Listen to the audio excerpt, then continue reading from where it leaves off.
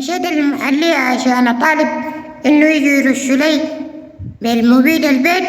لقيت لك الضابط التنفيذي شغال يقتل في الذباب بالشبشب. قال لي عايز شنو؟ قلت له عايز لي شبشب. الأمريكي قام سأل السوداني قال له انتوا الشعب السوداني ده بتستفيدوا شنو من الفيسبوك ده؟ السوداني قال له والله نص الشعب السوداني بخش عشان يتعرف على البنات. الأمريكي قال له النص التاني. السوداني قال له والله النص التاني عاملين فيها بنات. أنا وبعود الملاريا خايفين جوا الناموسية، خايفين من بعض هم الضنك. قالوا لك دي عائلة كلهم كسلانين. اللهم جات من الشغل قامت دقت الباب. زوجها قال لها منو؟ قالت لي أنا زاد أفتح الباب. قال لها والله يا سعاد أنا كسلان ما بقدر أقوم أفتح لك الباب. وما ولد مش أفتح لأمك الباب. الولد قال أنا حتى والله يا بابا كسلان ما قادر أقوم. قوم أنت يا أختي أمشي افتحي لي الباب. قالت والله ولا بقوم ولا حاجة ولا أنا أكسل منكم الاثنين. الولد قام قال لها خلاص يا أبوي عليك الله طلقها بس. الزوج قام قال لها امشي يا سعاد أنت طالق. الزوجة كانت بتبكي بك شديد خلاص برا. قالت يا ريتني كان طلعت المفتاح من شنطتي.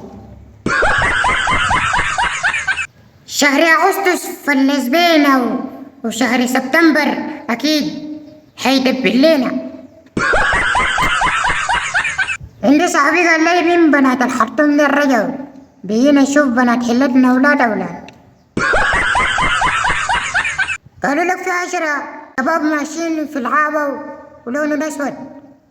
قاموا طلع لهم مارد كده المصباح السحري قال لهم أي حاجة أي زول فيكم يتمنى له أمنية وبحقيقة له. قام الأول قال له يا خولانا دارك تبقيني من الأسود لأبيض لأنه والله يا بنت بتقدم لي بتقول لي ما دايرك. قلبوا لك أبيض. الثاني حتى قال لي يا خولانا ذات المجتمع قرحني ذات الأزرق بقيني أبيض قلبوا أبيض. الثالث نفس الشيء. والسؤال الرابع نفس الشيء قال لي برضه أنا دارك أبيض. هناك العاشر قالنا بضحك. المرد قال لي مالك بتضحك؟ قال له بعد يجي دوري بوريك. المهم كنت وصل الخامس برضه قال داري يبقى أبيض. هناك العاشر قالنا بضحك. والسابع قالنا بضحك. والثامن لما وصل الثامن برضه قال داري يبقى أبيض. العاشر ضحك. والتاسع لما برضه قال نفس الشيء قال داري يبقى أبيض. العاشر نفسه قال اضحك ساكت. المهم لما جه دور العاشر المرد قال له انت أمنيتك شنو؟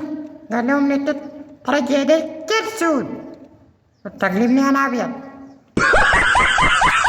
بس كده ما بقولوا جملة صباح الخير إلا يبيتوا معهم ضيوف. يا أخي الضغوطات دي كبيرة علينا. ما في مقاس أطفالي. المواطن السوداني لو المطر جاته في الشغل بيعرف كيف يرجع البيت، لكن لو المطر جاته في البيت ما بيقدر يمشي الشغل. ما بقدر اتنفس من غيرك يعني خرطي. انا اللي بلبسه ده ما ذوقي في الملابس. انا ذوقي لسه ما لقيت له قروش. ذوق جيبي بس. حتى شرط قميصي ده بحب اكل وكان بقرا كن ان شاء الله ربنا يسفرني امريكا عشان كوميديا يا ما انت